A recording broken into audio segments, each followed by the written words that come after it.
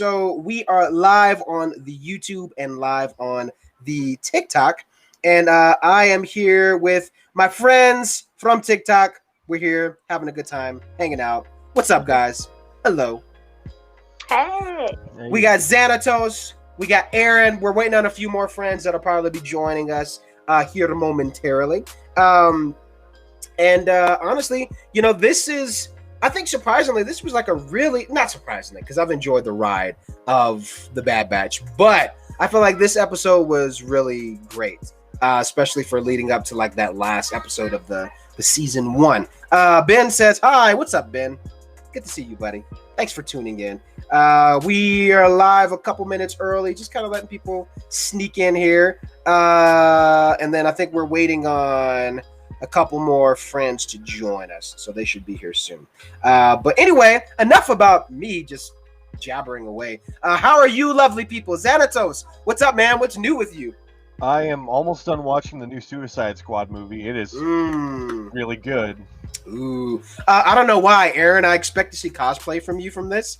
I mean, I was thinking about it. I was definitely thinking about it. I don't know, like, I could see you doing like, Harley Quinn, right? Who Right. else is it? Who else is, who are like the other female characters in the new one? I don't know. There's I'm just Harley and Amanda Waller, I think, are the only. Well, no, there's the rat controlling lady. There's the only 3 females I can think of right now. Okay. Right. I don't know. I can expect to, like, Aaron does everything. It's awesome. Yeah. I just try to be the main character. I don't know. Yeah. She's been cosplaying as Evie from The Mummy, and I'm like, I want to watch The Mummy now. I know, man. The Mummy. I'm so glad you guys saw that and you like it. I love that cosplay. It's great. I love those videos that you've done. Those are really cool. That, and then your DC stuff is really good. When I was doing some Superman stuff back in the day, I did a couple duets with her. Oh, on yeah. that. It was really fun. Yeah. I'm trying to think what else. Oh yeah, your Domino is really sick. Thank you. The princess stuff was dope.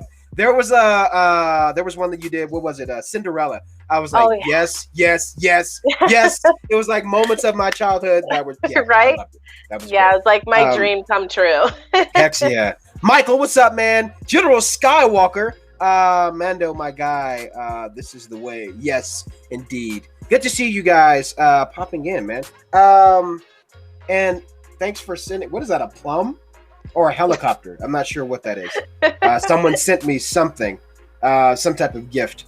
I'm not sure what it is.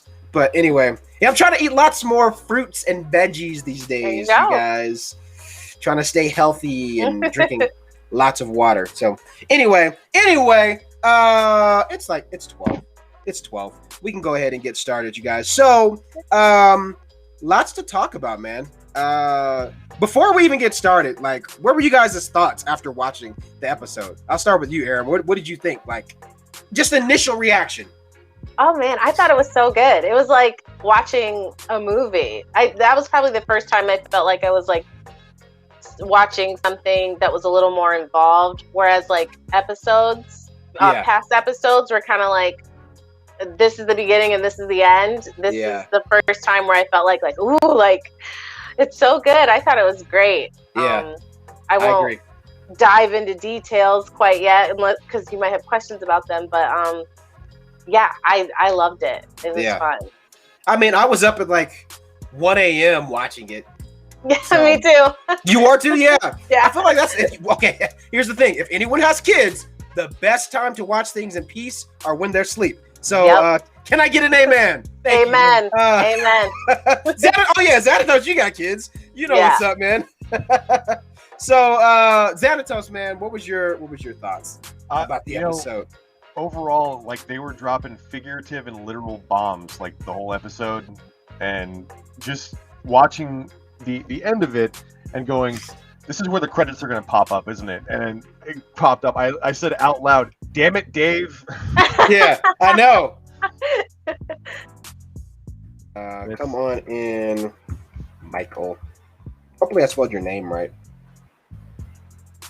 Michael, I spelled your name wrong, but you know what I'm saying. If you want to pop in, you're more than welcome to pop in, man. Yeah, my first reaction was like I mean, it was kind of obvious that there was going to be a season 2, but I was like, this felt very, it felt more mature. It felt kind of like a tribute to Clones, you know. At least that's moments that I got from watching the episode. But I agree. It was like, wow, this was very theatrical. Like, I would agree with that statement. My buddy Michael wants to join in. Let me pop him in. What's up, Mike? How's it going? Good to see you, buddy. I was not live yesterday, so I know you guys missed my chocolate face, and I missed all of you guys. But I'm happy to be here and hanging out, man. It's kind of those. It was one of those days, like packing and cleaning, and it was just crazy. I was like, you know what? I'm not doing anything today. It was great. But I'm gonna make it up Saturday.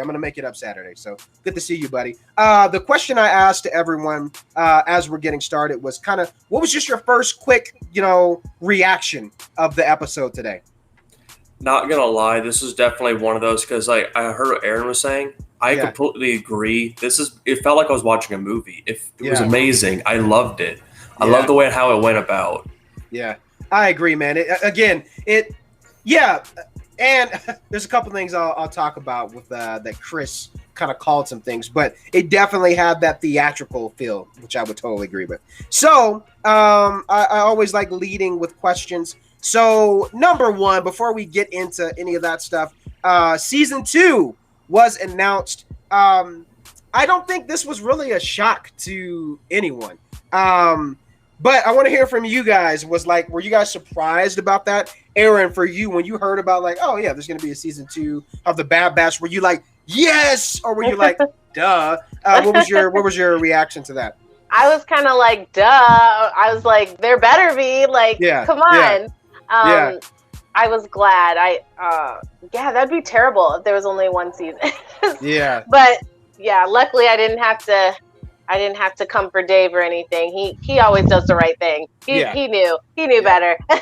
Exactly. Michael, what about you, man? I know you were like ahead of the game and already knew like days ago that there's season 2. You do your research, man. So because the second I saw that post, I sent it to you. Yeah, you sent it to me. Yeah.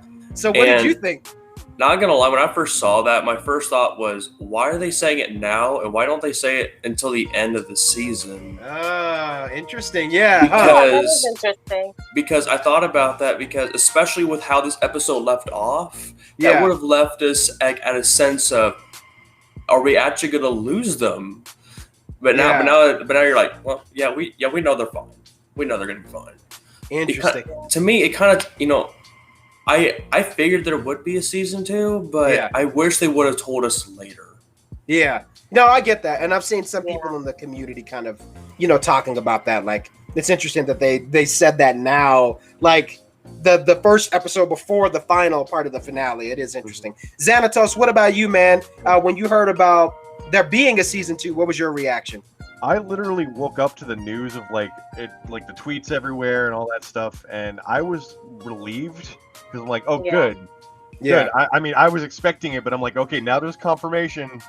Good. Right. Because there's too much to wrap up in 2 more episodes. Yeah. I think that was the discussion last week, was that there's no way. And I mean, there is, if you killed everyone, then great. The story ends, it concludes. It's sad. Dave Filoni's always going to bring the feels, which we'll talk about later. But again, I think that was kind of our discussion last week was, there's no way that they could just wrap this up, with only 2 episodes left because of everything that they've mentioned, the characters that they brought in. And I'm like, there's no way that they could just wrap it up in this season. So it was kind of like a no-brainer that there would be a season 2, which I'm glad for. Now, I do have to say this. Chris called it. He's not here yet. I'm sure he'll pop in soon. But Chris called it that it would all end on Kamino. Now there's still 1 episode left. But I know from the beginning he's been saying it's all we're gonna have this big fight. It's gonna happen on Kamino, and sure enough, it happened. Xanatos, what were your thoughts about that last scene on Kamino, man? Tell me what's in your heart, man.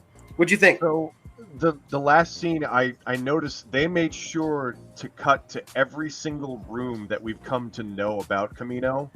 Yeah. They cut to every single room before annihilating the entire city.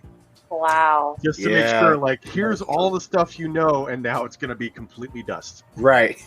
So, yeah, it's almost like one of those moments of, like, really answering the question of, like, hey, I wonder what happened to Kamino, you know, everything that was there, you know, years later. Well, there you go. There's your answer. I have wondered that, actually. Right. I really have wondered that. Yeah.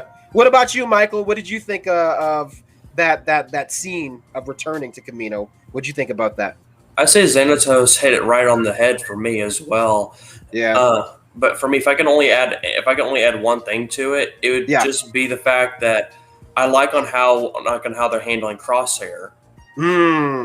Yeah. Oh, we're gonna talk about that. Yeah. I know we're gonna talk about that. But I like the fact, like, despite everything that happened, Hunter still said, "We're taking him with us." Yeah. Despite everything that happened, we're still taking him. Yeah. It was that's one of my questions that we're gonna dive into. So, and I'm looking forward to that one. Yeah, I'm really looking forward to that one. Aaron, what about you? What did you think about that scene of them returning to Kamino? I thought it was great. The destruction or the annihilation, rather, of Kamino was definitely like a moment for me because, you know, forever it was like the epicenter of the prequels. It was like how everything started. And then, you know, you have always wondered, like, what happened to Kamino? And then they kind of answered that question. And it was like, wow, okay, that's what happened. Yeah, yep. Like, it was a crazy fight. Yeah. My next question leading into that is, so I kind of want to hear from you guys and your thoughts on, like, what were your overall thoughts of season 1 thus far? I know we have one more episode left, but what are your overall thoughts of season 1, and what do you kind of hope for going into season 2? And Aaron, since you were just talking, we'll start with you. Ooh. Well, I always hope for some sort of resolve at the end, but I wonder if they let out that there's a season 2 early, because are we going to have some, like, crazy cliffhanger ending or something? Or so I don't know, like, exactly what you were saying, Michael. Why didn't you do it a little bit just later? Or so I don't know. I don't like cliffhangers. I hate them.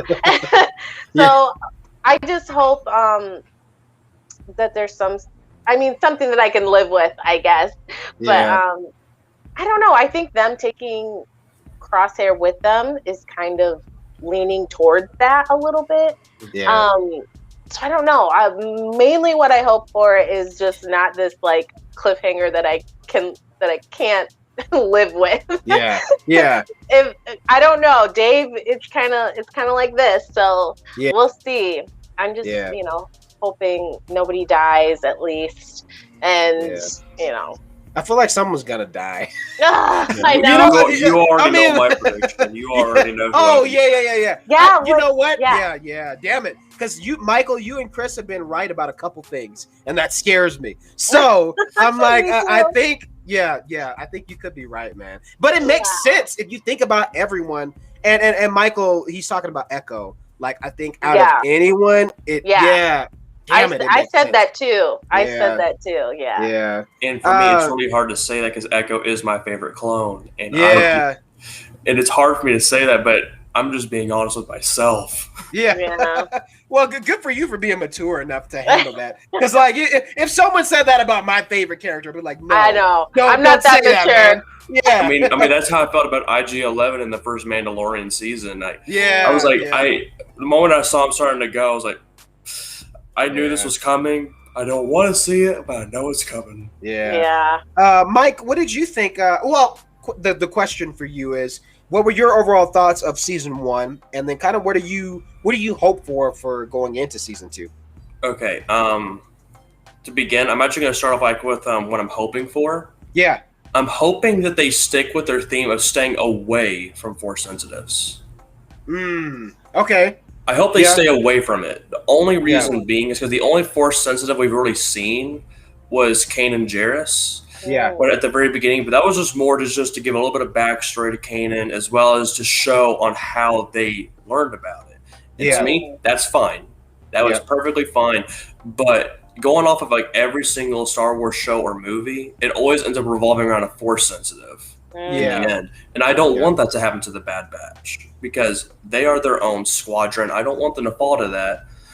I could see them easily joining up with Rex or something like that in order to help try to get a Wolf, for example. Because I swear they have to bring in Wolf on the next season. That's what I'm most looking forward to is Wolf. Oh, yeah.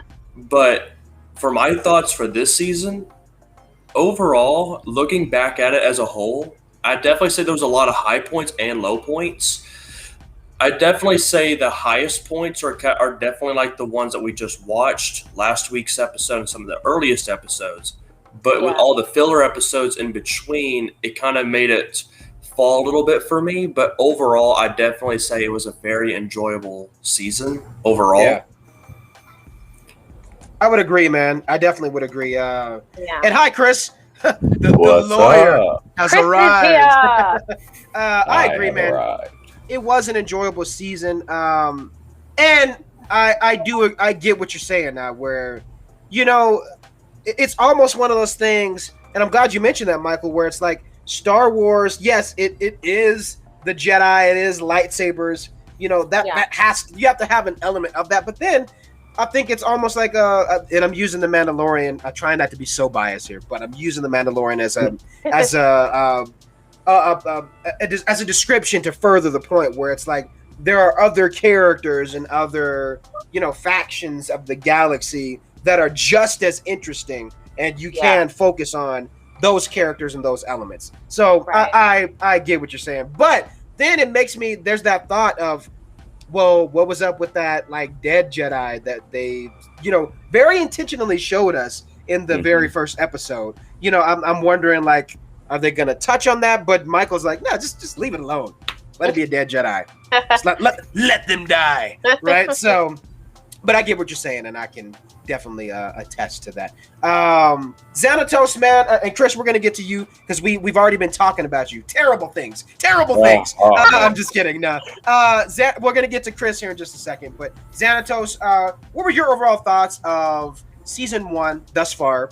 I know we have one episode left, but what was your overall thoughts? And then what do you hope for going into season 2? Well, Chris had said this, and I agree that it's the best first season of any of the animated shows so far. Yeah.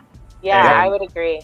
Yes. When Michael was talking about Force Sensitive, it made me think of something that season 2 could possibly have an episode or an arc where maybe they help a Jedi, like, say, Quinlan Vos, who we've not heard anything from, and I'd love to see Quinlan Vos. Yes. I actually have something for that. Yep. Now I want that. Yeah. Quinlan Vos, isn't he the...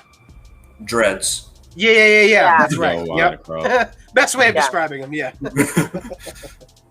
But don't forget, Quinlan Vos was in I believe it was a canon novel. Mm-hmm. Yeah, it was in Dark. Whenever he was with Asajj Ventress. Mm-hmm. Yeah, that takes place during Clone Wars, though. Yep. Yes, but that would still be cool to see, because didn't Quinlan Vos survive Order 66? In both Legends and canon. Wow. We have no canon death for him, so we have no canon death. He is alive. Yep. So actually, I will retract my statement somewhat. I would enjoy if they brought in a Force sensitive, only if it was a character that actually deserves some more showing, like Quinlan Vos. Like, to me, it's like I've said this before, I do not want to see Ahsoka. Nothing against the character. Yeah. I just do not want there to be so much of her where we get sick of her. Yeah. I would agree with that, because I think for the Bad Batch, I would say, like, what would be it's all about pushing the story forward. So in my mind, I'm like, what would be the point of having Ahsoka other than it would just feel like it's the cameo of the week kind of a thing, at that point with her character, where I feel like, she's already got her own show coming. Right. I don't think we need that necessarily. But if they did, it would have to be purpose, and like, how does that bring in that character and push the story forward? But I get what you mean too about, again, let's get a break from the Force sensitive. Let's focus on Clone Force 99, going for it. Chris, my man, you've missed a couple questions. Good to see you. So we talked about season 2. I want to ask Chris a couple questions since he missed a couple of them. And God damn it, is that Nico? Someone else just popped in. Nico. Who was that? I heard someone. Then he popped away, didn't he? Oh. 1, 2, 3, 4, 5. Yeah, I don't know where. Oh, there he is. I'm gonna pop him in. Oh, there he is. What's up, Nico? It is a full house today. Look at this. It is. Hello. What's up, buddy? Good to see you. So let's catch these guys up on the questions that we've been talking about so far. So number 1, season 2 was announced. Was that a surprise to you guys, both you and Nico? Absolutely not. Yeah, no. I figured as much. Number 1, Chris, I told you we were talking about you earlier, and I said that Chris called it. He called it from the beginning. You talked about there being this, the way it would end would be returning to Kamino, and you've been saying that from the beginning. So what were you guys' thoughts? Chris, we're going to start with you, because I know you were just salivating this entire episode for multiple reasons, which we're going to talk about. So what were your thoughts on that? Were you very proud of being a psychic? And what did you think of that whole, scene of them being back on Kamino? What was that like for you? Yeah, so I just saw you heard the theme, and then, it fades out and then fades in to return to Kamino, and I was like,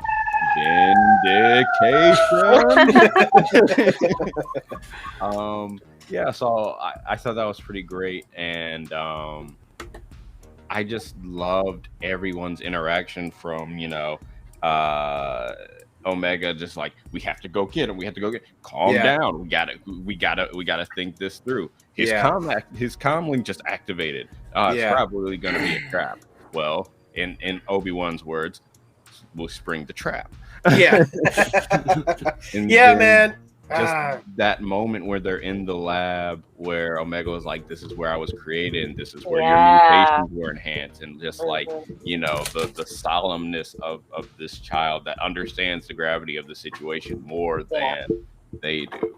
Yeah. Right. Yep. And again, really quick, TikTok folks, I'm live on YouTube. Someone was like, "What's going on?" I'm just gonna roll with it. I'm live on 2 different platforms, you guys. So you can pop in, enjoy the live. Nico, good to see you, man. Good to see you guys too. I feel like whenever Nico comes in, my brain just I forget the question. So the question was, Chris called it. We returned to Kamino. What were your thoughts on all of that scene? It was very interesting. It was weird because I started to notice Omega just looking at the ground, and I'm just like, wow, something's gonna happen here. There's a reason she doesn't really like this place, or at least the going back here is gonna hurt her. Yeah, I was like, wow, this is where she was born, and this is probably the last time she'll see it. But, Mm-hmm. It was interesting that they keyed in on her and kind of her expression kind of in that moment. So it was interesting. I think there's 2 more questions to catch you guys up with. So what were your overall thoughts of season 1? And then what do you guys hope to see in season 2?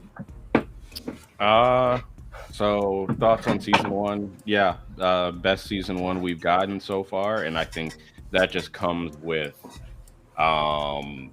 the fact that Filoni and his team, this is the 4th time they've done this, because you have Clone Wars, Rebels, Resistance, and now Bad Batch. You've done this before. You've already established the characters and their personality a little bit in Clone Wars, so that did some heavy lifting. The Martez sisters, 7th season of Clone Wars, so you were able to more just focus on fleshing them out and building out the world. But this is a foundation season, So everything that's going to come from this, all the storylines that were introduced but not followed through, we're going to have that opportunity.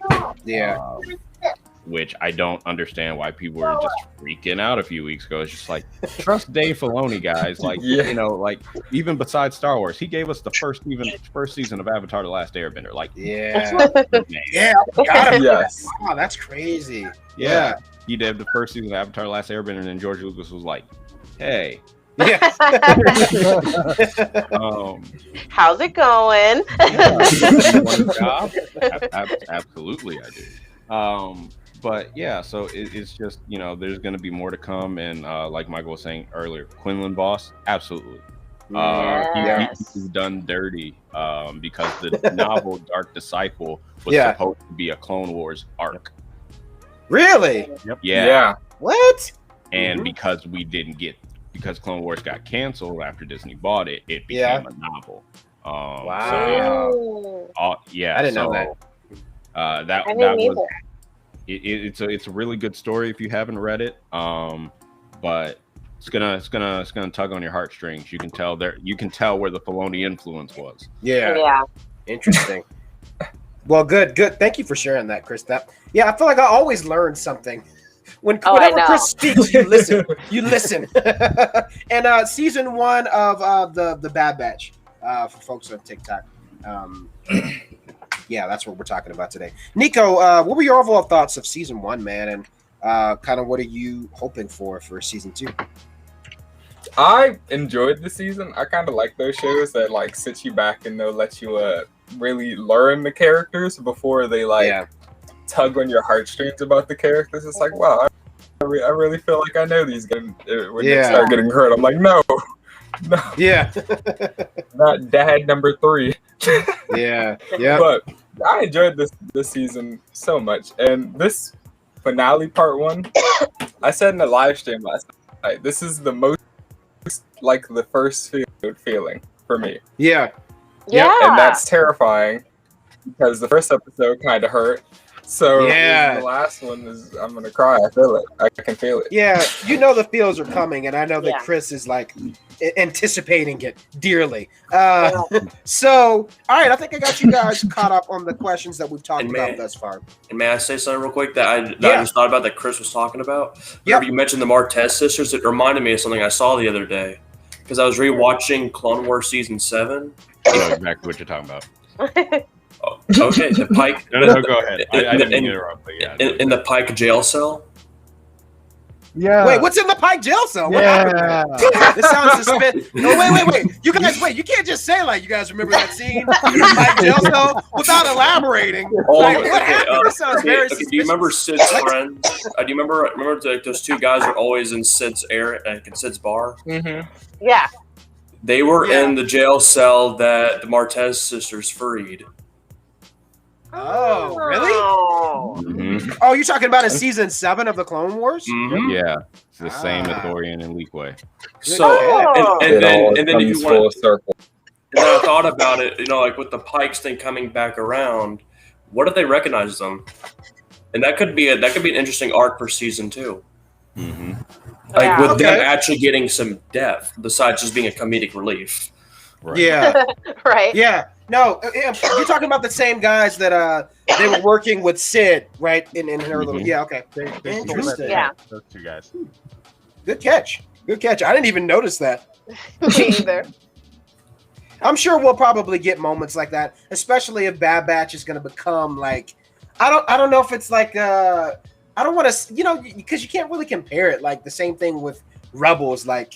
They're their own thing. But for better lack of words, I'm saying I don't know if it's going to become like the new Clone Wars where we have like multiple seasons dishing out. I mean, if we do, hey, I'm not complaining about more Star Wars content. It's just what I don't know. I feel like maybe I can see like 4 seasons, because when you think about these characters in the time frame, it's like, I don't know. Like you wonder what's going to happen, but you feel like something catastrophic is on the way for sure. Especially when you think about clones, you know what I mean? Yeah. Because in the galaxy, we don't really see that many of them. So I would, and in this episode, be mindful that we've already seen them kind of like relieving clones and sending them off to other planets. That was kind of mentioned. So yeah. I don't know, man. But yeah. Oh, Michael, you're breaking up some good stuff, dude. So our next question is: if someone dies in season finale parts, the season finale of part 2, who will it be? Michael, we're gonna start with you, man. Who dies? Echo? I'm still on that bandwagon because it's like I was even talking with my friend last night about it. He's trying to fully catch up, but as you know, I've had this theory for way weeks back. So for me, I'm telling you, there's no spoilers behind this. This is all just a theory. I've had this theory for a long time. The fact that he's the last domino, I am so certain he's gonna fall. Yeah, I agree with it, but I feel like he needs an episode before that happens. Like, I feel like there has to be something that builds up to it. You know what I mean? Like, yeah, but if anything, this might be the episode that does it. You think so? It might be because I'm thinking about the fact that the two main people of Domino Squad outside of him that we got to know were Fives and Heavy. Yeah. Fives with his courageous nature and the fact that he was able to, granted he was literally told what was happening, but he was he still wanted to make things right. So with his courageous nature and with what Echo knew of that, as well as Heavy's self-sacrifice, Echo could sacrifice himself to allow everybody else to leave Kamino. Interesting. Okay, yeah. Because right now, there's next, because with the way it left off, it make it look like there's no way out. Yeah. And so honestly, I would want to listen to what Chris would say about this one. I feel like Chris has a theory for how this one's going to go. Oh, Chris is salivating. You can see his fingertips just sweating. He's ready. Chris. This is one of the only times I honestly don't know how to get off of it. I really want to see how they're going to do it because if I remember correctly, the bridge they even came across to was now destroyed. The only thing I can think of is that there'd be an underground tunnel, the one that like Omega was referring to earlier. That's the only thing I can. Yeah. But even then, I feel like somebody's gonna have to sacrifice themselves in order to get everybody else out. I just think that's gonna happen. And it could probably be Echo. Yeah, interesting. I feel like agreed. I want to hear what Chris has to say, but I agree, man. I think the stakes have to be raised in some sense. Now, again, that doesn't mean I don't know who the hell it was I was listening to that said this, but I totally agree. You can raise the stakes and have a show be impactful without anybody dying. Like, no one always has to die for the stakes to be raised. There's so many ways of doing that. You know what I mean? I think that's what it was. It was something about He-Man. The Masters of the Universe, the new show, and I was watching a review on that, and I've heard other bigger He-Man fans kind of saying, you can have a great story without always having to kill someone, and further, and further the character development. So in that sense, I could see it, but then, is it necessary? I mean, not necessarily. But anyway, to continue on, Chris, I guess that's the question, is if. We're not confirming anything, but if someone does die in this next part next week, who do you think it'll be? I got dibs on Omega, but that's just me. I'm kidding. Believe it or not, a friend of mine actually thinks it would be Omega. A friend of mine actually, yes. Your friend is crazy. Your friend. I'm kidding. Chris, what are your thoughts, man? It's Echo, but now I am not entirely sure that it's going to be this season. And the reason why I say that is this episode, when you see before like the Venators come and actually start opening fire when they're just pulling up, you see the empty rooms, the empty tubes and everything. This is just showing you like this is the end. So if we didn't see someone die here, if they're not dead within the first like few minutes of the episode, unless Crosshair just straight up decides to like try to shoot Hunter and Echo jumps in the way, I think everyone's gonna probably make it out. Actually, do you mind if I say something to that? No, go ahead. Going off of what you're saying with Crosshair, like I'm thinking that this can go one of two ways with Crosshair. Because I still think Echo's gonna die, but my reason being is, like I said, either gonna be self-sacrifice, and also the fact of, keep this in mind, he's not part of the original Bad Batch. Mm-hmm. We now have the entire original Bad Batch together again in some way. So I feel like if Echo did leave, it would be kind of as a rewind per se of putting it back the way it was before he joined. Mm-hmm. But then I wouldn't even. Yeah, but you still have to count in Crosshair in that too. Yeah, but I can't see Echo living longer than any of them. The only one I could see him potentially would be Crosshair. Yeah. But I can see Crosshair lasting longer because like even if he does decide to join the Bad Batch, he's gonna want revenge. Yeah. Yeah. He's not gonna sacrifice himself. He's gonna want revenge. He's not the sacrifice type. But I don't see Crosshair staying around with the Bad Batch. I think he's gonna go off as soon as they make it off world because he's gonna go hunting for Rampart. Yeah. Yep. Because granted, he doesn't know that the one trooper, was able to call out. Who knows if that one trooper even made it off? Because they were in the building too. So, but it proves that what Hunter was saying. He's like, "What do you think they're going to do to the rest of the clones?" And Crosshair saying, "Not the ones that matter." Yeah, you clearly don't matter to Rampart. So. Yeah, and whenever you were saying that one trooper, do you mean like those Death Troopers that he was training? Like, the one that went down to stop Omega, and then Omega knocked her out. She was no, she got off. It showed her get off. Oh, okay. Yeah, it showed her get onto a small shuttle as they took off. Okay, got it. And the second they got on, then Rampart said, "Okay, all necessary troops are off. Open fire." Gotcha. Wow. Interesting. So I guess we'll see. We have one more episode for next week, guys. Nico, also, I will add a stipulation to my comment. If we have a longer episode, like if we have like a 45-minute episode, which I hope so, then someone might die. But if it's a 25-minute, then no, I don't think. Right. That'll make a big difference. It'll be a very senseless death. That's only a 25-minute, episode. Yeah. I would agree with that for sure. Nico, let's hear from you, man. What are your if someone does die in this season, who do you think it'll be? My opinions have changed. Now I feel like it's definitely Crosshair.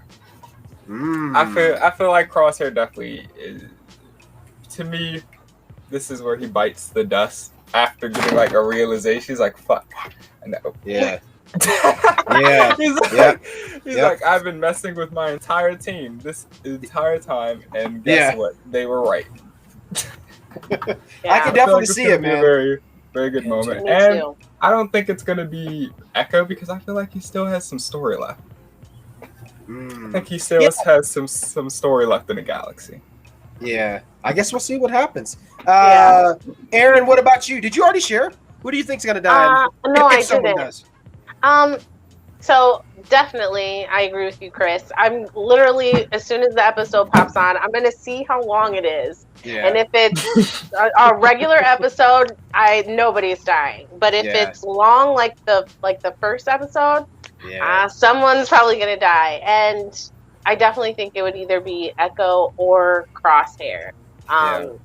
It looks like we're all on the same page on that one. Yeah, definitely. I agree with those. Seem to be the most obvious choices, but then I'm also weary because it's Dave Filoni, and you just never know. Never know. Let me. I'm gonna end here on TikTok, guys. If you're on TikTok, join me on YouTube. We are live over there. That way you can see everyone's faces and join in on the conversation. We're talking about Star Wars: The Bad Batch, the most recent episode. So come on in and join. You guys are more than welcome to, and I will be live again later on the TikTok. Might show my face. I don't know. I'm debating. Do I show my face in lives on TikTok or do I not? That is the question. But yeah, come on in and join us, guys. We are live over there on YouTube. Okay. So let me go ahead and end that. Xanatos, what about you, man? If someone does die in the finale of season 1, who do you think it'll be? I mean, it could be any of them at this point. Yeah. Wrecker is the least likely. Crosshair could do a sacrifice play sort of Yeah. deal. Yeah. Echo because it's it just fits Yeah. in with everything, and even like I could almost see Hunter, only because if Crosshair sticks around, Hunter dies in season 1, then in season 2 they all have to come to terms with each other and kind of like reform as a team somewhat. Like you got Crosshair not wanting to, but everyone else, So I think Dave is such an asshole with this that this might be a straight punch to the face and Hunter dies at the end, and it's like, oh, stay tuned for season 2. Everything changes. Like, oh god. Yeah. That's what I mean. That's what I mean by that is like you have these two obvious choices of like, okay, if someone, were to die in this group, all of us are saying like there are two like likely choices that it could be. But then, it's almost like, damn, is he genius in doing that to like really throw you off guard to where you're like, wait, whoa, I didn't see that coming. You know what I mean? So I think there is that possibility. But again, it's like, I said it from the beginning. Chris called in on a couple things. And I think, as a fan, when you pay attention to certain things, you've been reading books, you've been watching, you kind of know the style of, certain people who are behind the creative team. When you've been watching for so long, you're like, you know what? I have a feeling, based on these episodes and the way things have gone. I mean, from the beginning, Chris, you've been saying it's going to be in Kamino. Like, I'm telling you, it's going to go down. And then sure enough, it's in Kamino. And everyone here has been saying, well, Echo's going to die. And I'm like, that kind of makes me nervous. So you just never know. But again, there's also that thing of the element of surprise. And I don't want to rule that out as well. So Xanatos, we're going to start with you on this next question. Can I say one thing before we move on to the next thing? Yeah. I will say historically, though, that Dave Filoni generally does not end on cliffhangers. He will end with something resolved, and then like next season you might see some reaction to what happened. But like the closest thing to a cliffhanger would be Ahsoka leaving the Order. Right? Yeah. But that wasn't their fault because they got. Right. Yeah. Season 7 was supposed to have been. Yeah. Right. So Yep. He will carry it through. So like if. Echo, like let's say, Echo dies, we will see something similar to what we saw at the end of season 7, where there will be some reckoning with that. The Bad Batch mourns him a little bit, and then it will end. Yeah. I'm glad you brought that up. So there will be a conclusion to season 1, but obviously, there's a continuation because there's still other things happening. So good point, Chris. And actually, I got one more thing that you throw into this too. I put on the question that we're on. Yeah. I can actually, now that after what Xanatos said, I just thought about an entire argument for each of them dying. Yeah, there's like a decent argument. for example, let's say that they need to go back to the where they were all created, and one of the pods falls, and it gets right in their way. For example, Wrecker sacrifices himself to move it out of the way. And in the process, everyone else gets out. That's how Wrecker could go. Yeah. Tech could go the same way Echo could go, sacrificing himself in order to hold back like some like level of technology. Yeah. Honestly, Tech and Echo, they go hand in hand, but I see Tech going on further than Echo personally. Yeah. Omega, she could sacrifice herself in order to basically say, look, Hunter, I'm tired of sitting on the sidelines. Go. You know what I mean? I could see that. But they're not going to kill off Omega. There would be rioting, man. There would be rioting. I would riot. And that you'll be hard pressed to actually kill a kid. You have to allude to it. And I think the only one that I can think of for like a kid dying on a kid show would be Jet and Avatar: Last Airbender. Ooh, and it was alluded to, but no one just outright said it. With Omega, you would have to outright say it. Never right. And whoever does the guide ratings would just be like, this isn't a kid show anymore. The kid's gone. This isn't a kid show. But in all honesty, the only character who I honestly cannot see dying in this whole thing is honestly Crosshair, because I really can't see him pulling the noble sacrifice. I can see him potentially dying, but in all honesty, like I agree he's one of the more obvious choices to die, but I agree. I think he's more out for revenge if he gets out of this. Yeah, I can see that for sure. I can't see him pulling a noble sacrifice unless like they get out and they end up crossing paths again, and he sacrifices himself to take out Rampart. Yeah, I could definitely see that for sure. This kind of gets into our next. I mean, this is like one of the questions that was asked. I think Vanessa 538 HEJ7. Gosh, stormtrooper name. She asked the same question too, so I'm throwing her in there. And this is asked. One question: what do you guys think season 2 will be about? Well, I'll start it off, and Xanatos, I'll have you answer this as well. I think season 2. Well, honestly, we have to get through next week because I think that will kind of ultimately kind of give thoughts to where this particular group of characters go from there. But obviously, I mean, you're gonna see the height of the Empire still rising, and then I think the rebellion as well kind of rising up in that. And I think this season has already answered kind of the main question that I have is what happened to the clone troopers, and now we have the TK troopers that have been introduced. So I think it's answered that big question, in Star Wars is like, what happened in that, with the stormtroopers and how come they suck, and clone troopers, how come, you know what I mean? Like that's always been a question in the fandom, and now we're able to see that played out, and kind of the extraction of clones in a sense. So I think they'll probably play a little bit more on that as well, and yeah, I don't know. I think we'll probably see some other cameos of other characters. I feel like I've been saying like Moff Gideon would be interesting to see. I know this isn't the Mandalorian, but again, there's that question of what were some of these guys up to in earlier points of time. I think that would be pretty interesting to see him, especially like with the Empire, since this is their time and their height of kind of taking over the galaxy in a sense.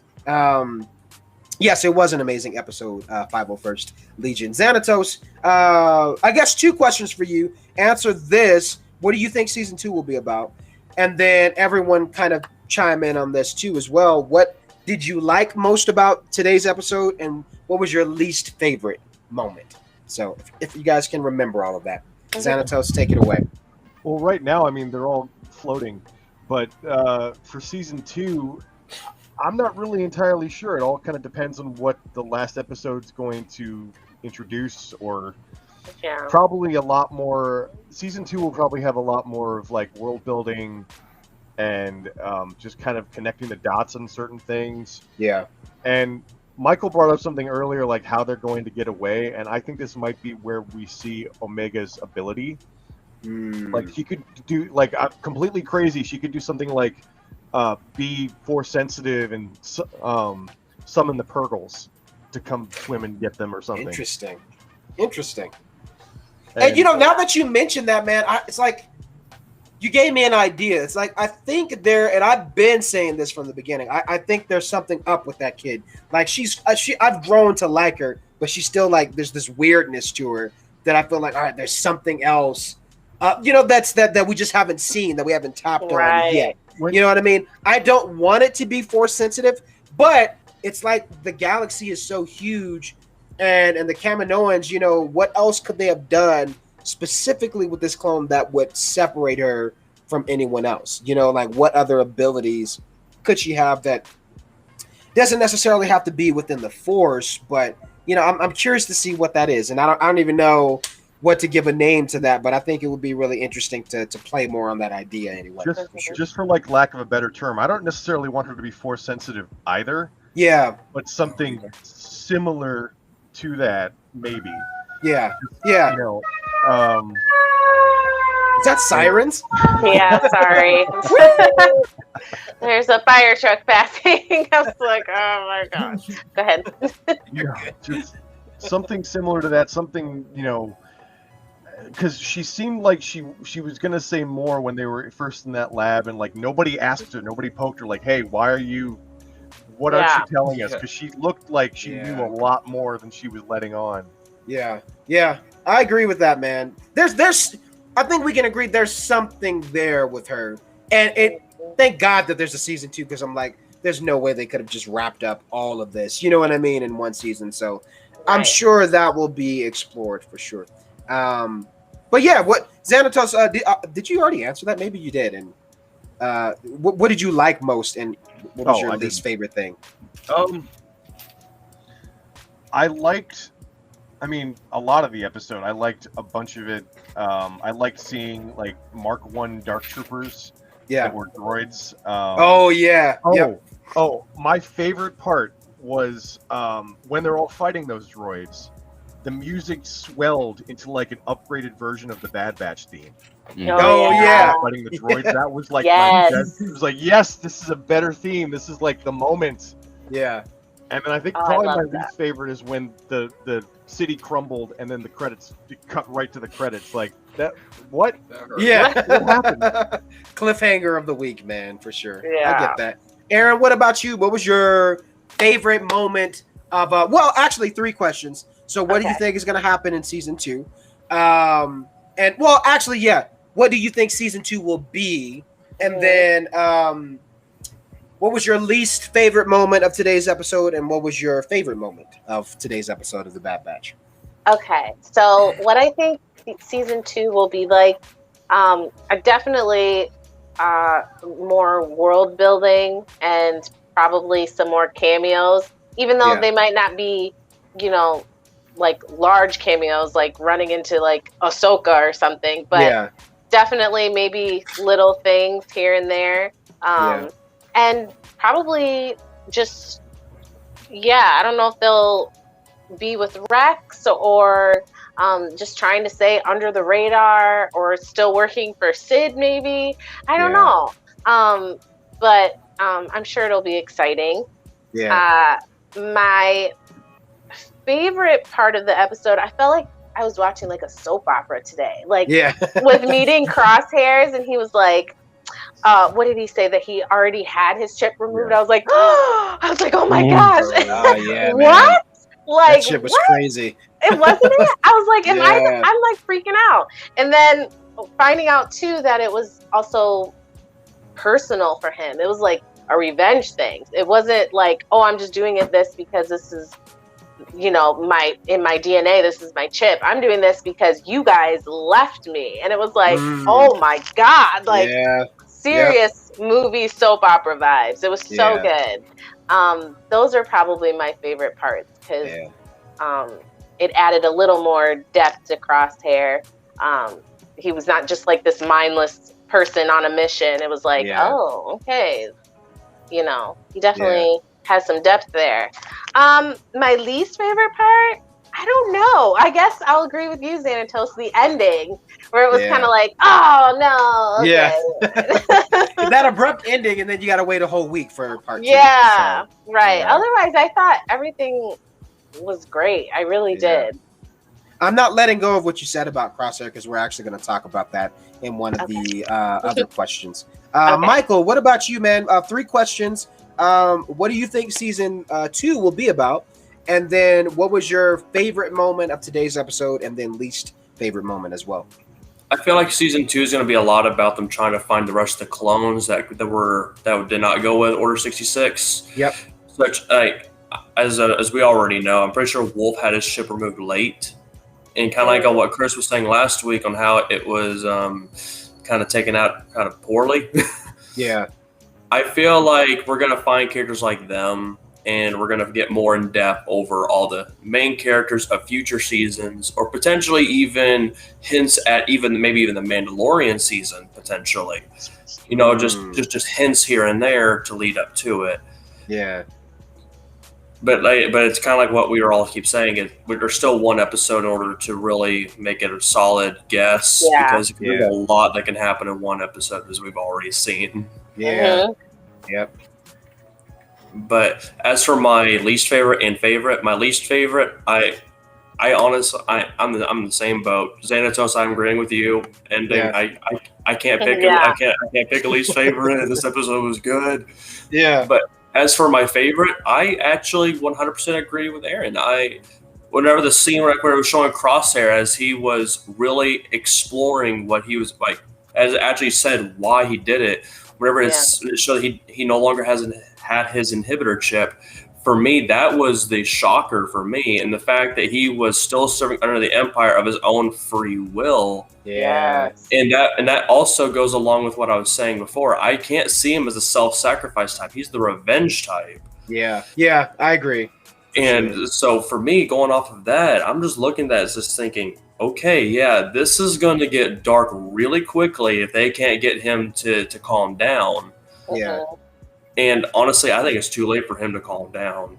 Yeah, I agree. Before I get to the next two fellas, there's something I want to say, and anyone else feel free to chime in on this. I do find it very interesting, and Chris, you and I had conversations about this before, where it's not uncommon that Lucasfilm and Disney, they lack in terms of their marketing and have been behind on certain things. Maybe that's purposeful, maybe not. But I do find it very weird and interesting that they haven't had much merch and toys kind of out for this show.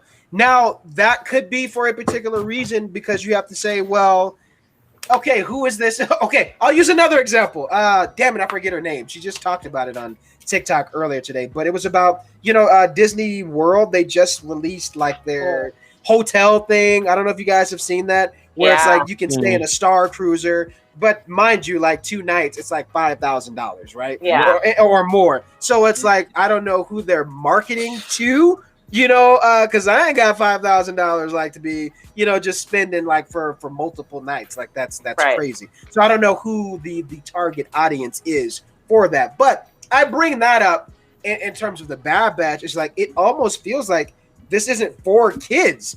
I feel like this is for a lot of us who have been kind of going on this journey, and if you've been on the Clone Wars journey, you've been on the Rebels journey, it's like, this is for you essentially, and your kids to watch along with you. But it doesn't feel, this is just my own personal assessment, I could be very wrong, but I feel like that the target audience is for those who have kind of been on the grind in a sense, and on that journey of watching Clone Wars and so on and so forth. It feels like that's who it's for.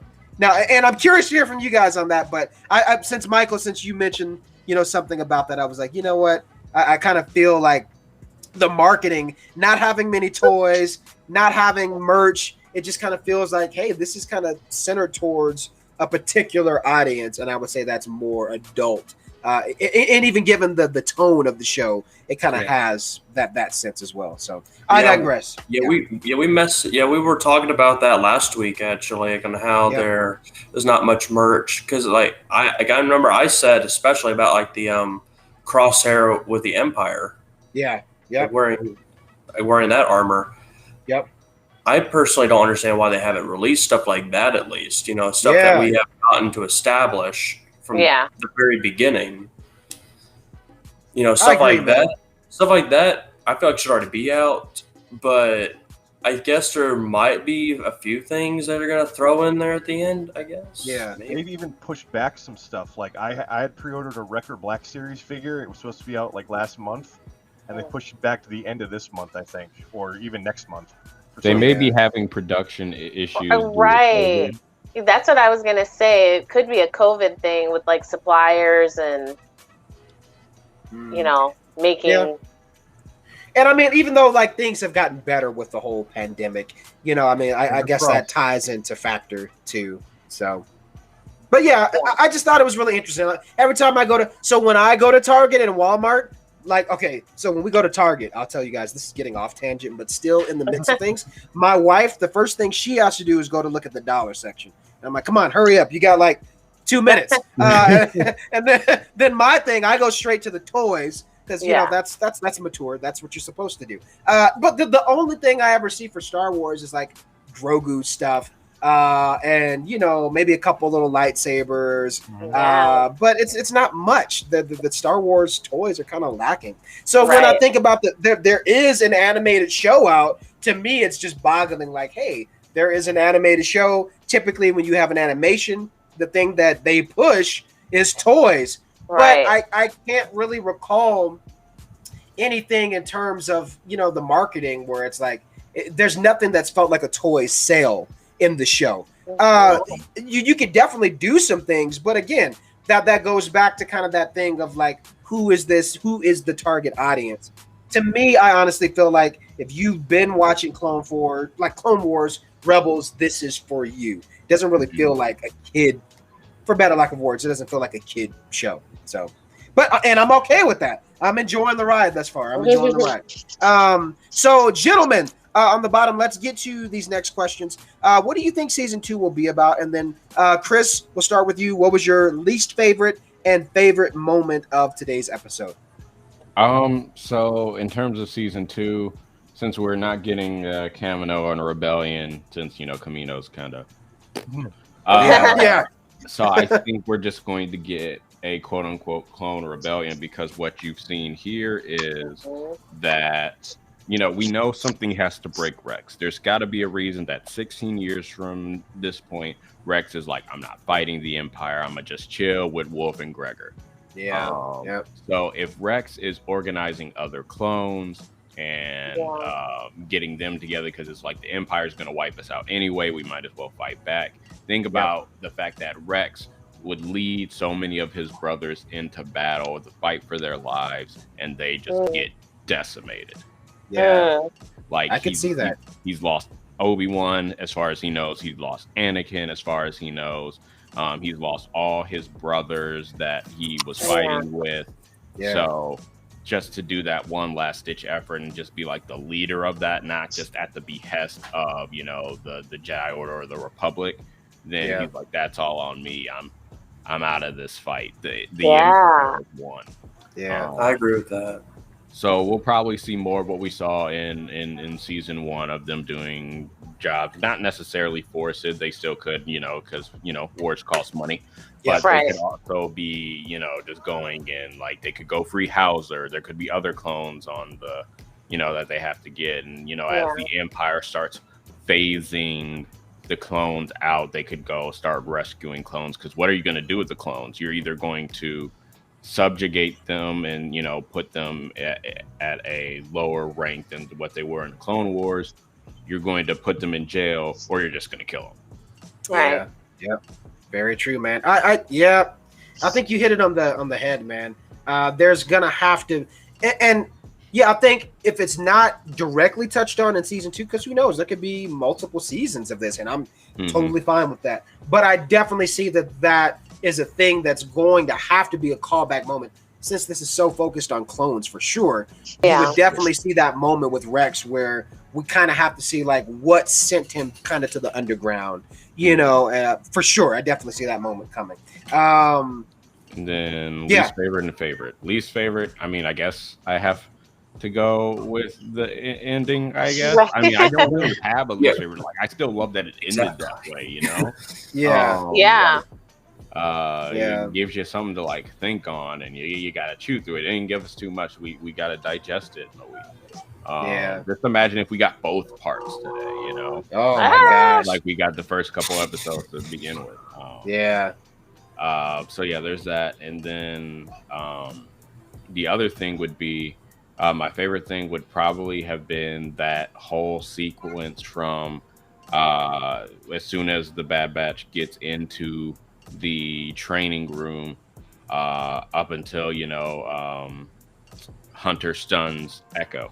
That just whole sequence of going back and forth. And I remember like in my Discord server, people were having like a discussion a couple weeks ago, and I was just like, Crosshair needs to go. That's where I stood. He needs to go. And they're just like, well, he doesn't have agency over his actions. He had the chip, and the chip was enhanced. And I'm like, okay, we don't know how long that lasts.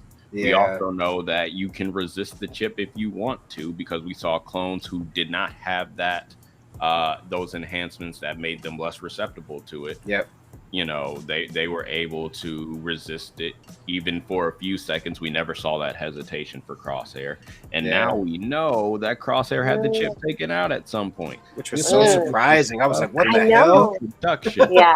That was so surprising. He needs to go, and he could go. It might not be like he needs to go. It might not be a sacrifice thing, but it could be you know, a hard-headed thing. Like, oh, okay, you're still, and then like you're still not changing your ways, and then something happens to him. Yeah. Yeah. You know, but you know, it's Star Wars, so they're probably going to try to redeem him, and then he'll either die Yeah. in redemption or he'll live and be redeemed. And I'm like, all right, this man is a war criminal. Yeah. Murdered civilians. Yeah. Yeah. They He love needs to go. He needs Yeah. to go. He got to pay for that some way. Yeah. Star Wars is full of war criminals. Let's be real. Yes. I Yeah. mean, let's be honest, but all the ones that were heroes and then became war criminals, well, some of the heroes are war criminals. We're not going to go there. Yeah. But, you know, for some of the heroes that became villains, and then came back to heroes, all like died. Yeah. You know, True. so, All of Rogue One. Yeah. Yeah. yeah. Hold so on to your thoughts about Crosshair, because that's gonna be in our next question. We're gonna get into him. Nico, man, for you, let's answer. I want to hear your answer for Crystal and Kimberly. They asked, you know, what do you think season 2 will be, and what was your least favorite moment of today's episode, and then what was your favorite moment as well? Okay, for season 2, I think it's gonna be like more what I expected season 1 to be, like just hiding and on the run. There were a lot more in the open this season than I expected initially. But it's like Very really good looking for assessment. clones in random places. Yeah. Yep. But now it's like they've really incurred the wrath, where it's like to the point of how like where the rebels got at their second season. It's like, okay, the Empire is now actively looking for these people. Yeah. It's not just here, we're just look out now, we're looking for them. Yeah. And for me, my favorite part was anytime Omega had her bow. She was on it with the bow this episode. Like when she peeked over the corner, shot the robot through the chest to help out the guys. I was like, yes, she is bow practicing, and I love it. Yeah. I agree with that, man. That was a very good moment. Yeah, least favorite part is probably the ending. It was a really Yeah. good episode today. It's kind of a universal Really thing. good episode today. Like there's really nothing else to choose. Yeah, it's like Yeah. it's like what was bad? It was like a really good 24 minutes. Maybe if it were longer than 24 minutes, then they would have messed up. But 24 felt good for today. It was Yeah. like they said everything they needed to say. Yeah. So now this gets into our next thing. I told you guys we were going to talk about Crosshair, and we're finally at that point. Now, you know, okay. The first question is because I'm trying to phrase how to say this. Now, what will become of Crosshair? That's the first part to this discussion with him, because we know he does not have his inhibitor chip, and this is who he is. You know, I thought that line that he said, like, this is who I am. And you know, with Chris saying, like, no, this guy's got to go. It's like, Yeah. he's already said, like, he's made his decision. His inhibitor chip is gone. Like, Right. this is who he is. I thought that was an interesting. But then there's this other part to him where, first question, what becomes of Crosshair? I want to hear that from you guys. And then the other question along with that is, what did you guys think of that line, you know, where he was talking to Hunter and he was like, I'm doing something for you guys that you didn't do for me. I'm giving you a second chance. I was gonna bring that up with you. That Then. just I was hit gonna bring the that up with you feels, then. man. I was like, damn. Because if you Yeah. think about it, like, think about Hunter, for instance, in last week's episode, you know, of course they went back, you know, to try and go and save him. That's what we seen in this episode. Mhm. You know, I can't really recall a moment where they did that for Crosshair, right? I'll make that counter argument. Okay. You know, I have an interesting I'm just take like, on this too. and I think that's where I really felt the feels. Is like, oh, Yeah. damn. And you can see even in Hunter's reaction where he was like, damn, I guess you're kind of right, man. So Xanatos, we'll go top to bottom. Xanatos, let's start. Actually, no. Yeah. What am I saying? Xanatos, we'll start top to bottom. What becomes of Crosshair?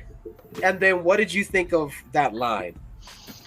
So when they're talking about it, he says the chip's been removed, and then Hunter goes, when? And Crosshair's like, it doesn't matter. And I was with Hunter. I'm like, yes, it does matter. When the hell was it removed? 'Cause if it was removed, like, around when he got fried in the head, like, that would make sense. Right. All of the bad stuff before that was chip influence. Yeah. And if it was removed early on, then yeah, you gotta go, man. Yeah. Right. Not redeemable. Right. I agree with that. Oh man. And I don't actually know. have a theory whenever it got removed. Yeah, I mean, I think it got removed when he got his head fried. Yeah. But I mean, that's because I was expecting bandages or something, but he's got that scar on his head now, so I think that's when it happened. Yeah. Ooh. Yep. Interesting. Yeah. Erica. I mean, did I call you Erica? You did. Aaron. There's usually an Erica in the comments. So my bad. Aaron. That's okay. Aaron. I know your It wasn't name, Aaron. So I'm like so trippy with this getting to this part of Crosshair because I'm like there's so much to talk I know. about. So what do you think becomes of his character? Particularly, whatever your thoughts are, and then that line, I think it was impactful to me. What did you think of that? Where Crosshair was like, I'm giving you guys something you never gave me, and that's a second chance. Yeah. What did you think of that line, and what do you think becomes of his character? Oof, right in the feels, right? I was kind of like, wow, okay. So this is like I said earlier, something that was very personal to him. He was hurt by this. It wasn't just like this mission thing. He felt like his brothers abandoned him. And it does kind of make you go like, oh, but also, I don't know. I feel like, depending on when the chip was removed, I don't know. I don't think he's going to stay with them. I think he's going to either go his own way or something's going to happen to him. He'll either be so caught up in like revenge that he could possibly die, or he might have a redeemable moment. But maybe the redeemable moment won't be like this long stretched out thing. Maybe it'll just be something quick, like them trying to, get through a door or something, and he holding something. I don't know. But I definitely don't think they're going to be a happy family. I think I think it's a little past that now. Yeah. But someone's getting chipped off for sure. I know, right? That's kind of how I feel. But yeah, I don't know. I thought that line that he said was great. I'd love to hear your guys' opinions. I know Chris said that he had a theory on how that's not true, but I made me kind of feel like, oh wow, like it was definitely a wow moment. Yeah, I'd agree with that. Michael, what about you, man? What do you think becomes of Crosshair? And then what did you think of that line that we've been talking about? Personally, I feel like Crosshair, if they do get off the world, I agree. I think he's going to go off on his own. I can't see him sticking around. But as shown during the combat scene, he knows that by himself, he couldn't win there. Yeah. He's not stupid by any means. He's not stupid.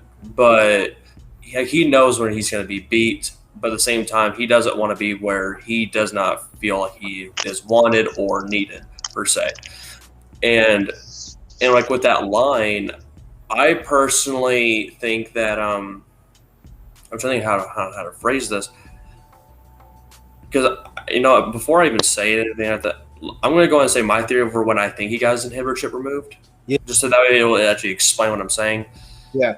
I think his inhibitor chip was actually removed shortly after, forgive me, I cannot remember this Kaminoan's name. What is that? What's the woman's name? Now let's say. Thank you. Now let's say. I feel like after Rampart had discovered what was going on behind the scenes, he had her go ahead and remove his chip then, because by that point the chip has already been in effect in his mind for so long that if it got removed and he sees what happens, he'd be under the same belief. Yeah. That's what I'm thinking. I'm thinking that it was under inhibitor chip. I feel like his inhibitor chip did push him to where he is. Yeah. But I feel like after everything that had happened, after everything he had seen, it was, for him, it was just kind of I guess this is who I am now. And this is just what's going to happen, because Evidently, I get. Yeah, but you know, I took it in a different way where it was like, he said, let me pop Aaron back in. I took it in a sense of like, he was like, I don't have my inhibitor chip, but it doesn't matter because this is who I am, kind of a thing. You know what I mean? And that's kind of how I took it. Was like, it doesn't matter. Like, this is who I am. Yeah. I think, even though, he was a part of Clone Force 99, I took those lines in that sense where it was like, you got your inhibitor chip taken out, but for him and his perspective, it was like, it really doesn't matter when it came out. Like, you guys are, like telling his crew, like, you guys aren't getting it. Like, this is who I am, as a killer, as a hunter, someone who's following orders, someone who's loyal to the Empire. And that perception is not far-fetched when you think about the galaxy, because it's like, think of anyone who ever works in the Empire. You're like, why? They're gross. Like, why would you want to work for a dictator?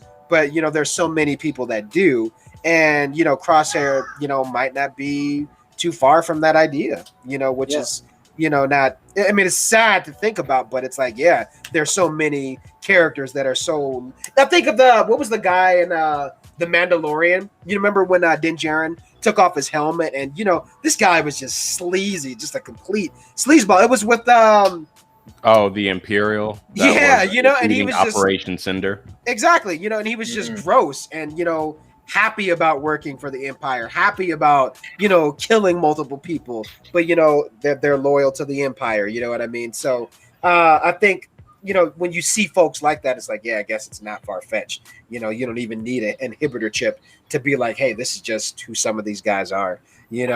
I can see where you're coming from, but it's like I said, I honestly do feel like the inhibitor chip did push him to that point, because remember, they did fry his brain a little bit, like what Xanthus was saying. I feel like that did enhance it.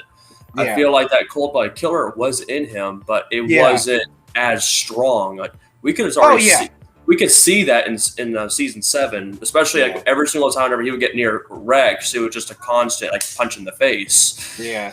But I think me and Chris said this early on. I think I'm pretty sure you and I talked about this, Chris, but we were like, Crosshair was always kind of sus though from the beginning. Yeah. So there's just something like, I don't know. I don't know if it's his face. I don't know what it is, man. It's just something about him that was kind of sus. So anyway. But to finish off my thought though, with what was said, I feel like that was more or less him just trying to say that you shouldn't have left me. Mm-hmm. You know what I mean? If anything, you should have just joined me, because I can see what's going to happen if we stay here. We can actually continue with what we were doing, and continue to live our lives the way we were. But you decided to change it all and ruin it. And that honestly, it is a common but a not so common stereotype whenever you see with villains. And for me, I think I can see where Crosshair's coming from to a certain degree, but because in his mind, he believes that he is still serving under the right people because they took over where they left off.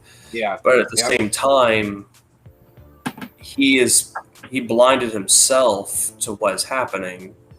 Yeah.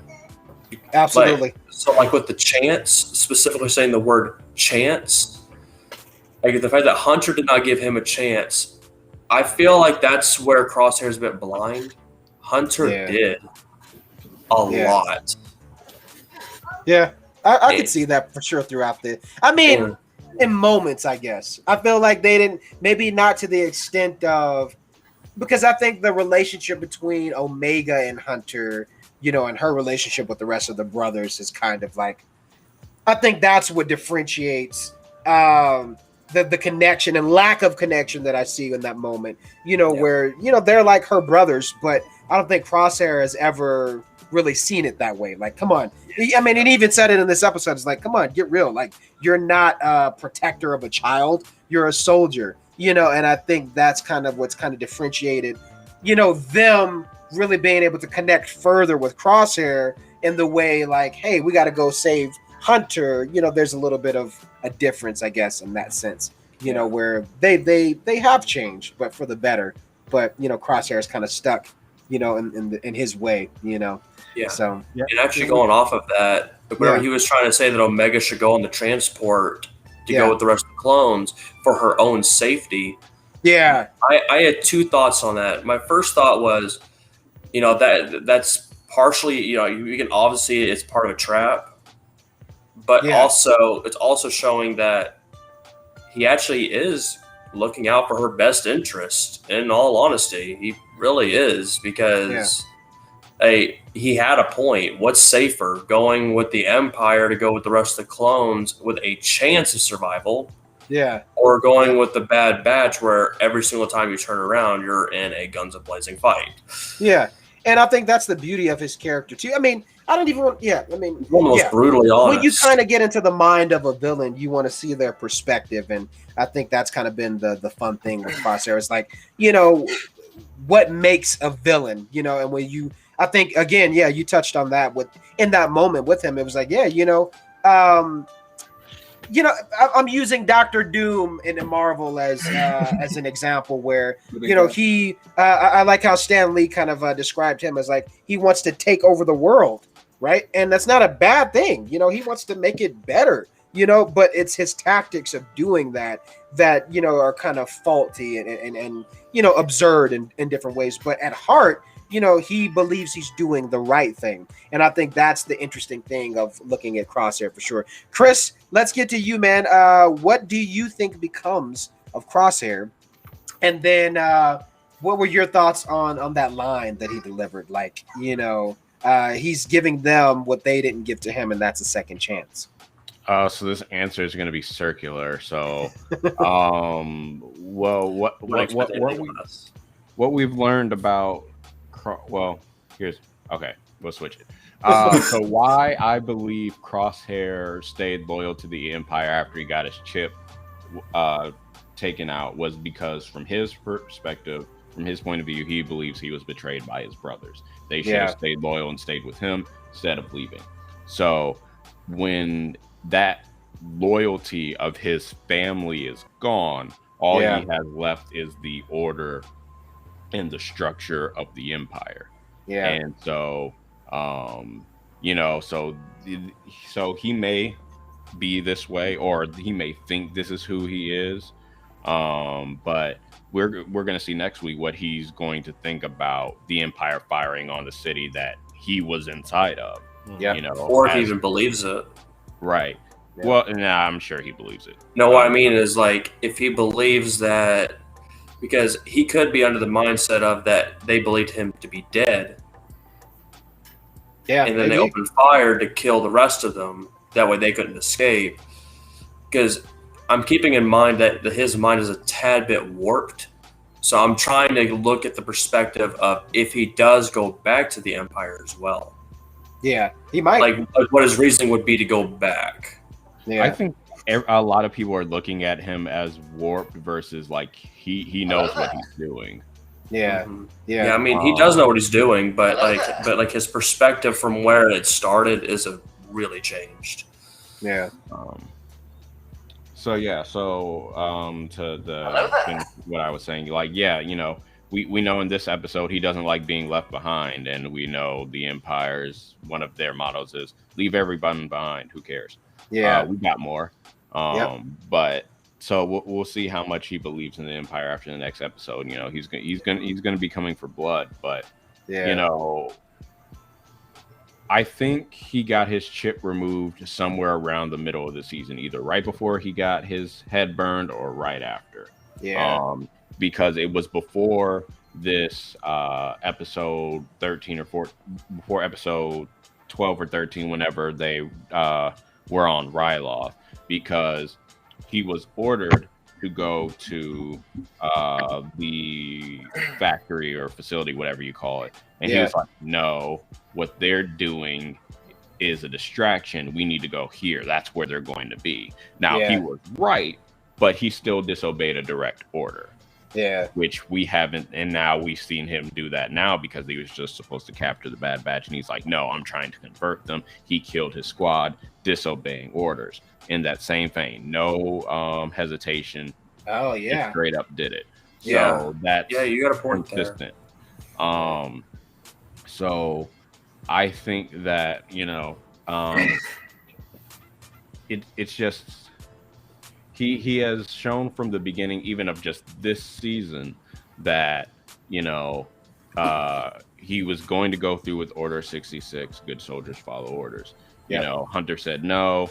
They go back. Hunter says we didn't come in contact with the Jedi, or the Jedi escaped, whatever he said. Crosshair files a report saying that they didn't, like what Hunter said was a lie, showing loyalty to the Empire and disloyalty to his crew. And then when they're on Onderon and they're going after Guerrera and his people, Crosshair is like, we continue to go through the mission throughout the entire thing, while everybody else is like, wait, let's listen. And this is before his ship gets enhanced. And so while they're being watched by the probe droid, that's why Tarkin knows that it was like, okay, he's going to be loyal. Let's enhance his inhibitor chip, because Nala Se says it's not fully activated, but it's leaning towards him. So again, with him not ever showing any hesitation to back up or even listen to what his fellow Bad Batchers were saying, because even in the food fight scene, he does not back them up until his food gets messed up. I liked that scene. I really did.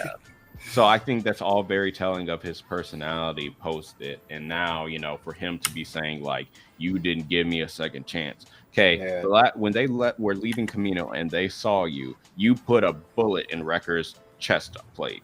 And it was not a stun, it was a full-on one. It'd be one thing if you were fighting hand to hand and then be like, you knocked him out, and they'd be like, you left me. But y'all are across a hangar from each other. You are sniping them. Like, what do you want them to do? They're outnumbered, they're outgunned, they're trying to get out of there. Like, you're not helping. And then when they were escaping, they couldn't find you because you were getting your chip enhanced and getting new armor. So I mean, you have a point there. It was the Anakin, from my point of view, the Jedi are evil type moment.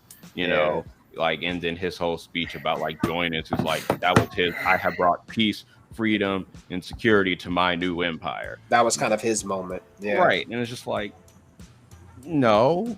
And Hunter's like, the Empire doesn't care about you. Like, because I'm a clone, that matters. It gives me that one black person who reps white supremacist ideals. Oh man, I can see that. It's like, what are you doing, man? I can see that, man. So interesting. I think overall, and I want to hear Nico. Let's get to him really quick. What are your thoughts on what becomes of Crosshair, and then kind of what were your thoughts on that line that was delivered? Like, Crosshair saying, he's kind of giving them a second chance where he wasn't given one. I feel like this is the start of a conversation that Crosshair has been trying to have like the whole season. Because to me, it's like there was never really that characteristic shift in like ideals. It more like reinforced what he already believed when they enhanced his chip, because he was going to kill Kanan. It really didn't matter to him there. And it was like, this is what we're supposed to be doing. And it's just like, everyone's just like, what? No, this can't be it. It has to be his inhibitor chip. It has to be his inhibitor chip. We're going to go save Crosshair and change his inhibitor chip. And now they found Crosshair, and it's not his inhibitor chip. It's actually him. So now it's just like, Hunter's like, wow, this is not as simple as I thought it was going to be. I thought I'd be able to take out his chip and save the day. Well, now these are his beliefs and what he actually wants to do. So how do you change this? So I feel like they're definitely going to have a conversation next week. I definitely see that, man. And actually, what about something? Go ahead. Going on what you're just saying, how come they didn't have that talk on the ride? Like, how'd you have that heart, like a full-blown heart-to-heart on the ride to Kamino? You're talking about Crosshair and Hunter? Because other people were listening. And I mean, to be Other fair, I mean, people he still did it right in front of them anyway. Granted, he killed them right afterward, but he didn't. Yeah, but he can't kill them all on that ship and then get away with it because he still has to report back and he'd be like, "Oh, what happened? Oh, well, he escaped. Okay, how come you know, like it would have been too many questions. So, Too suspicious with like, oh, you're with your old clan. I feel like he waited until he got with the entirety of the batch to do anything. He's like, okay, the batch is here on Kamino. Yeah, fair enough. All right, let's go. But what I mean is, like, even with their connection, you could still try to hint at it ahead of time without giving too much away. Here's one thing, because one thing I picked up on is Crosshair personally carried Hunter's helmet in his arms off of the ship. Yes, I noticed that too. Yeah. And I'm just like, wow, he still has love for him. And that's a major thing. It's not like after reflecting, a lot of the things Crosshair did for Into the Batch, it's like, it could feel like misplaced love. Yeah. It's like, my group, I want to save them, so I'm going to hunt them down. Nobody else should hunt down the group. Only I can hunt down my former group. And it's just like, wow. Either he wants to kill them or he really loves them. Yeah. Yeah. So it's like, I feel like there's definitely going to be a greater conversation next week because now Hunter's like, wow, this is different. This isn't normal. Not normal. This isn't what I thought I would be facing. Yeah. Yeah. And I think, again, keying in on that moment with Crosshair, I think it's just really callback to, obviously with clones, we know that there's inhibitor chips, but I think it was really just a callback moment to like, it doesn't matter when he got it out. This is just who this guy is. And I think that was a kind of moment that they really touched on where it's like, it sucks. But, I think it was more character development, I would say so, for Crosshair. Herod says Crosshair is extremely selfish. Yeah, I could definitely see that for sure. Absolutely. Because I think a lot of you guys have mentioned, like, there has been plenty of times where, they have, essentially tried to be kind or tried to help him in a sense, and maybe he just doesn't see that because he's so blindfolded to, the ways of the Empire in a way. So I'm going to type something really quick as we conclude. Let me see. But one thing I would love to see with Crosshair, to make a full story arc for him. Yeah. Keep in mind, out of all the troopers he trained, there's only one left. Oh yeah. Yeah. And I think someone else asked that earlier, like what happened to I think what was it, like not ARC troopers, but like what happened to all the clone cadets and all the Kamino? What happened to the cadets? So I think I would assume the cadets got killed off or just put down in a sense because they weren't trained. Yeah. They're kind of useless right now because of that. Yeah. And as for the Kaminoans, basically you're with us, good, you're with us. You're against us, you're out. Yeah. Yep. And I think they also said that they shipped some of the clones off to like other planets, where they aren't needed. So I'm sure we're going to see a lot of stuff touched on in next week's episode. Now, what I did type in on the bottom, you guys, is DadaLorian will return. So I've already reached out to a lot of my friends here on TikTok. As many of you guys know, I'm not live on TikTok at the moment, but we're going to be moving into our house within a week. So on TikTok, I will be absent from making content, but a lot of you guys will be there and helping out, which is going to be really, really fun. So, if you guys, for my friends from TikTok, if you guys have questions on anything pertaining to that, I think I've messaged most of you guys. Some of you guys aren't here. I know, like, we got Darth Chaco and, Shuby Dubert and Mama Mando, and then there's some of you guys that are here as well that'll be helping out on the page. So if you guys do have any questions, feel free to let me know on that. But it's really just, Xanatos, go ahead. How do you want us to send you the videos? Yeah, great question. I feel like email is fine. You can send them through email, and I figured like if you want to do like 2 videos a day, like from August 18th to the 31st, if you can, like whatever you can do is fine. If you can't do that many, you know, from that extended amount of time, that's fine. But if you want to send them through email, or you could also do a thing where you post it on yours and you tag me, and then I could save it. You know what I mean? Because I could just save a video and then repost it. Just make sure when you post it, it's repostable, if that makes sense. Yeah. Yeah. Aaron, I can't hear you.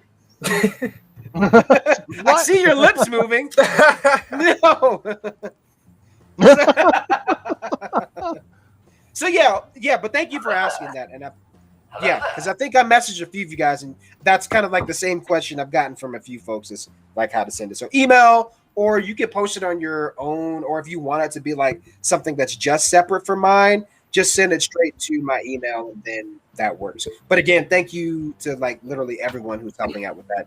It helps me out so much. But I think it's also really cool to like, you know, I've never had that at all, you know, in my journey, and to have such a cool platform and to have such a cool community in the Star Wars fandom, it's like I want to be able to do more of that, where it's like, hey, if I know there are other friends that I've made in the community and I have a cool following, I want to, it's cool to be that guy where it's like, yeah, you know what, this is a cool opportunity for you guys as well, who are, you know, if you're growing or you may have a smaller platform, this is going to be great for you guys too, where it's like, hey, you know, I want you guys to be some of my friends. You know, I think that that's going to be really fun. And it's so cool for me because it's like, yeah, there'll be like 2 weeks where I'm out of commission because I got to get everything set up, but at least I know the page is in good hands because, you know, I got some really fun friends, you know, that are going to be able to kind of show off what you guys do, which is going to be really fun. So, yeah, man, I'm very excited for that. So that'll be August 18th through the 31st. Not only that, don't forget, Nico, can you do me a favor? Look up what day is August 25th. I could do it, but I'm just. It's a Wednesday. It's a Wednesday. It's a Wednesday. What? Okay, so don't forget this group as well. We will all be connecting for the Mandalorian Gallery episode, you know, for, you know, the whole Luke Skywalker stuff, which I'm very, very excited for. So that is on deck as well. So don't forget, we will all be there for that. And then following going into September, I'm not sure as far as the release schedule. I don't know if any of you have seen it. I'm not sure if it's out yet, but for Star Wars Visions, again, this group will be reviewing that stuff as well. So, yeah, I mean, next week we have one episode left of the Bad Batch. We've already talked about theories. We've talked about how we felt about this episode. And, you know, we'll be talking about that final episode for season 1 next week, which I'm really excited about. But, you know, I say all of this, you know, DadaLorian will return. Because on TikTok, I'll be taking a good little 2-week hiatus. I'm definitely going to need it to kind of get everything moved in. And a little bit of news for you guys. So me and the Mrs., we're expecting our second kiddo. So it's like one thing after another. Man. Yeah, man. Thank you. Thank you. So yes. Yeah, another little Grogu, or is it a gremlin? I don't know. We'll figure it out. But we're very excited, man. New house. Another kid on the way, so it's busy times. But having my friends kind of help me out on the TikTok end, when I tell you guys, it means a lot. It really does. Thank you so much for your help because it allows me to kind of just breathe, and I can kind of know like, cool, my page is fine. Like my friends, you guys know what you're doing. You guys are killing it on TikTok. But I think it's also a cool thing where, you know, I want for more people to kind of see what you guys do. And I think that that's going to be really fun, man. So, Star Wars Visions is going to drop all 3 episodes at once. Oh, wow. That's exciting. So, and if that's the case, I think our group will have to figure out how we want to do that. Do we want to talk about one episode like in different streams, or do we want to just do one big ass thing? I guess we can figure it out. I think it really depends on how long they're going to be. Yeah. True. Yeah, that is true. Yeah. So if they're not, if they're like shorter episodes, then, you know, we can do one big thing. But I agree. We'll gauge it by the length of each episode. But I do want to ask one question about this episode for Bad Batch. For everybody. Yep. How do y'all think it's going to go down with Crosshair and his last Dark Trooper? Ooh. That's I don't know. That for Depends me. on how competent she is, because Yeah. I mean, granted, like she's the last one, but that's not really saying a lot. Yeah. Because honestly, the most competent one could have just been killed by Crosshair. Yeah, I don't know, man. But at the same time, it's kind of a we're not, it could go either way. In all honesty, I think it would actually be really cool to see her actually fully envelop what she learned from Crosshair. Yeah. And actually become better, and then like maybe even in season 2 of Crosshair's alive for that, which I'm pretty sure he will be. Yeah. Having kind of like that side arc of Crosshair versus her. That'll be interesting. I think with Crosshair though, it's kind of like one man against the world, and I think Trish kind of touched on this too, where it was like I think he's gonna kind of be on that revenge tip of things, and I think if anyone. Again, I said it before and I'll say it again. No one has to die for the story to be pushed forward, in any story ever. Like, and again, especially being a dad, being a family friendly guy, but I notice how just being a fan of film and good storytelling, you don't have to have R-rated stuff like sex, drugs, violence, and death in order for it to be like this ominous thing for the story to be pushed forward. It's like, you actually don't need any of it for it to be a very good story. So True. I think with Crosshair, like, I think someone will die? It's Star Wars. Absolutely. Somebody always dies, or they lose an arm, whatever. Something's going to happen. The stakes are going to rise. Well, Echo already lost his arm. Yeah. So yeah, in that sense, right? But I think going forward, like in season 2, like I do, if he takes the route of like, revenge and kind of going against the Empire and kind of separating himself from Clone Force 99, I think he has a better chance of survival if he stays with the group. But like if he does kind of do this thing, which I really kind of see happening for Crosshair, I don't see him staying with Clone Force 99, and I kind of see him kind of having this vendetta against, the Empire. I think that could be where he ultimately meets his demise. Does he take out a couple people on the way? Absolutely. But, again, you're talking about the Empire and one man standing up against it. And it's not Luke Skywalker that we're talking about. This is a defective clone. You know what I mean? So in that sense, if anyone does die, I think I could definitely see Crosshair, kind of taking the blunt in that sense. Because there's no way he's going to, what are you going to do, man?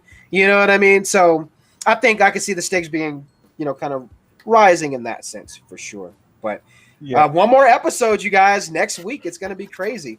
Other than that, I mean, I think that pretty much concludes our live for today. Xanatos, you guys have any other questions? Anything else? Well, I think Crosshair's arc is very much like Vader in the sense where he's gone to like a place of no return. So he's like, well, I guess this is me now. And like the same way that Luke was trying to turn Vader back, Vader's like, that's too late. Can't do it. Yeah. But yeah, that's pretty much the overall thing, I think, of Crosshair and how that's going to go. And going off of that, I feel like Crosshair is going to start to realize that Hunter does also still care about him, with the fact that it was Hunter's order to bring him along to save him. Yeah. And I feel like Crosshair will be, in debt per se, but he's not going to stay with them. No, not for long, not at all. He's too, I think, for better lack of words, too far gone, and he's already shown like his true colors, so. And honestly, I mean, even in season 7, he was by far the most independent. Yeah. Yep. He was the one who was definitely the one who, he's definitely not the one who's much of a team player per se. Like, he will help the team. He will, but ultimately, if there's anybody on the Bad Batch as a whole who would go off on their own, it would be him. Yeah, I agree. Do you two fellas have anything else you want to say before we conclude? I feel like if Crosshair does end up like dying, it'll be the catalyst for Hunter to stop being so indifferent about what's going on in the galaxy. I feel like it'll make him open his eyes and like have a place in the war, which hopefully leads to Clone Rebellion. I have crazy headcanons that I want to happen. Yeah. And actually going off of what you just said, and going off what Chris was saying earlier about Rex, about breaking point. Yeah. I feel like Echo could be Rex's breaking point. Yeah. Ooh, yeah, potentially for sure. Not to interrupt you guys, but I feel like we still have we haven't seen anything from. We need more from like Hauser, and I mean, obviously we have a season 2 that's coming, so there's going to be a lot that's going to be touched on. Yeah, so I think a lot of this. Yeah, thank God. Let's just say we can conclude it on that note of we have a season 2. We know it's coming. Next week is. I think we're just gonna have to gauge it, with the length of the episode for next week. If it is like a 40-minute one, I'm sure we can damn sure say like the something crazy is gonna happen. But if it's like your typical episodes, how they have been, I think it'll be a fun, but also good, fun, hardcore episode leading into the next events going into next year. So, other than that, you guys, that is pretty much it for today's stream. Again, you can catch this group next Friday for the last episode of the season finale of Star Wars The Bad Batch. And then again, I'm always telling reminders, if you guys follow me on TikTok, I will be absent for 2 weeks starting August 18th through the 31st. So I'll be moving, getting into the house, making a whole new setup. It's going to be big, boys and girls. But all my friends from TikTok, a lot of you guys will be helping out and taking over the page there.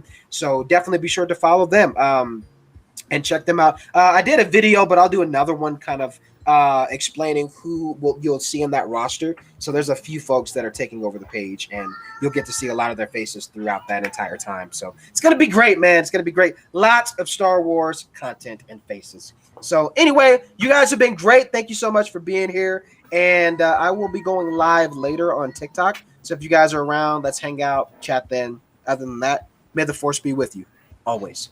Bye, guys. Bye.